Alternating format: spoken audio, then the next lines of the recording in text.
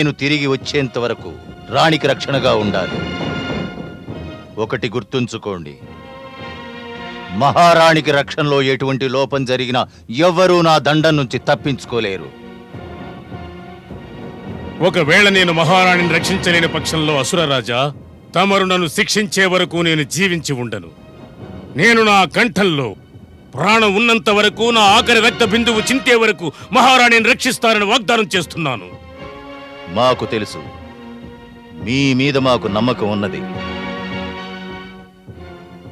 మరి మా రెండవ ఆదేశం ఏమైనది? సైనిక గూఢచారులను పంపించాం. విష్ణువుకు విరుద్ధమైన ఉద్యమం ప్రారంభించారు. తమకు జయము కలుగుగాక మహారాజా.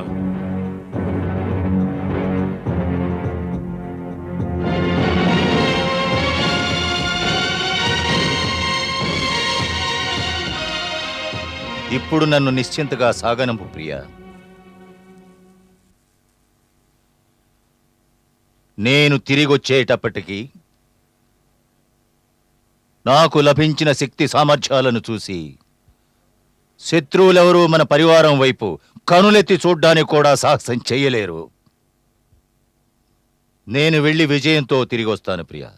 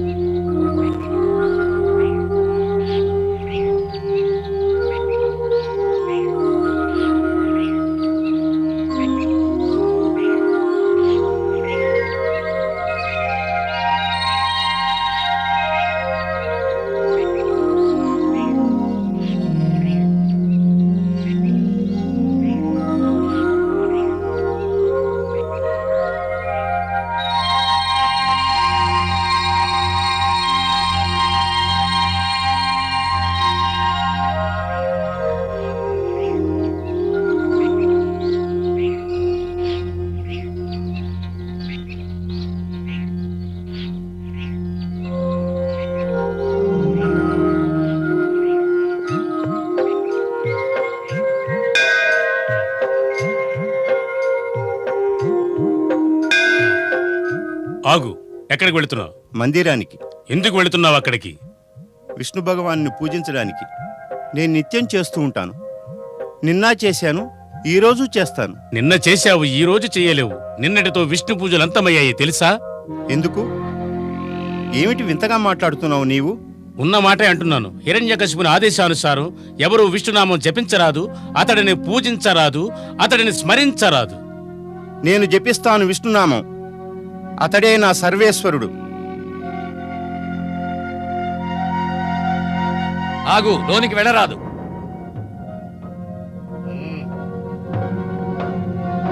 సేనాధిపతి, చూశారా మీ సైనికులు ఎంత విచిత్రంగా మాట్లాడుతున్నారో? మందిరంలోనికి ప్రవేశించరాదని అంటున్నారు. మీరైనా చెప్పండి వారికి. మీకు తెలియదేమో, విష్ణునామం నా అణువణువున నిండి ఉన్నది. అవునా? నీ అణువణువునా నిండిపోయి ఉన్నదా ఆ విష్ణునామం? అయితే నేను వెలికి తీస్తాను నీ విష్ణునామాన్ని.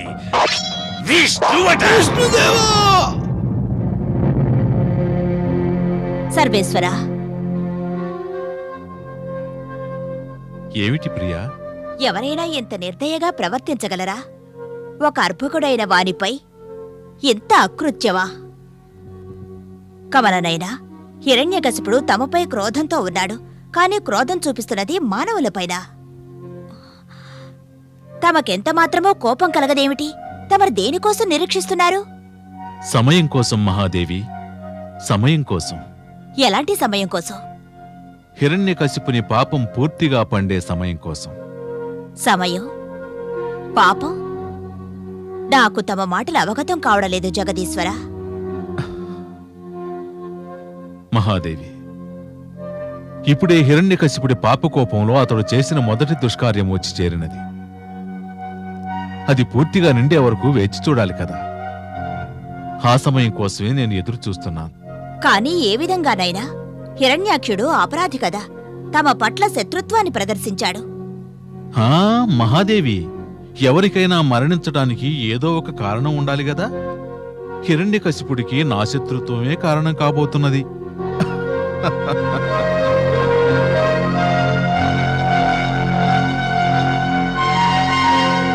దేవతలారా, హిరణ్యకశిపుడు విష్ణువునకు విరుద్ధంగా ప్రచారాన్ని ఆరంభించాడు.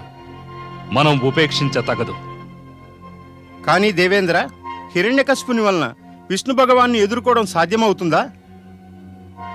రాయి పర్వతాన్ని ఢీకొనగలదా ఎన్నడైనా?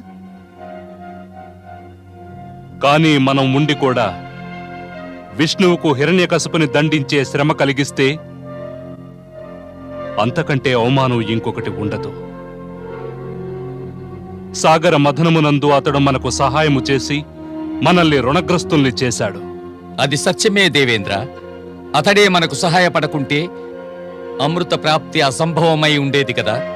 అయితే దేవేంద్ర, మన కర్తవ్యమేమిటి? హిరణ్యకశిపుని తపస్సును భంగం చేయాలి. తపోభంగమా? ఆలోచించండి దేవేంద్ర.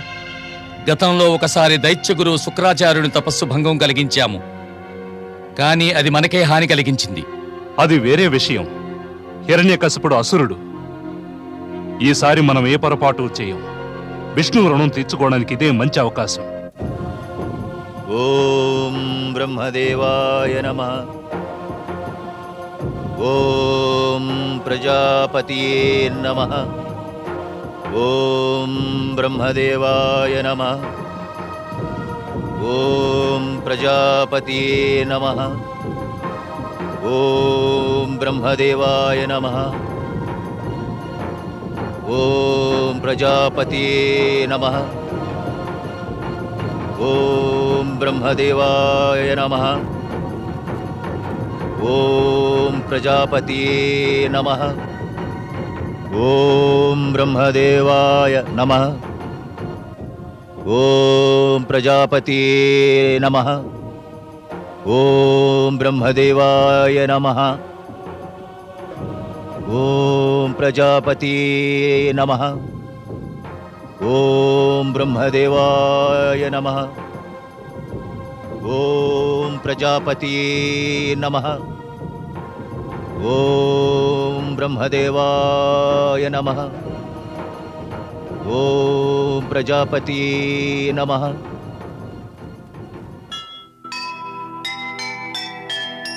అంతములేని చరితము సత్యాసత్యాల సంగ్రామం.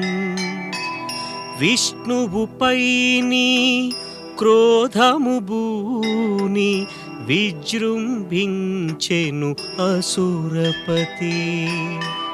పాపము పండే సమయము వరకు వేచియుండుట నివార్యం. దేవేంద్రునికి తెలియని సత్యం దానవేంద్రుని తపోబలం.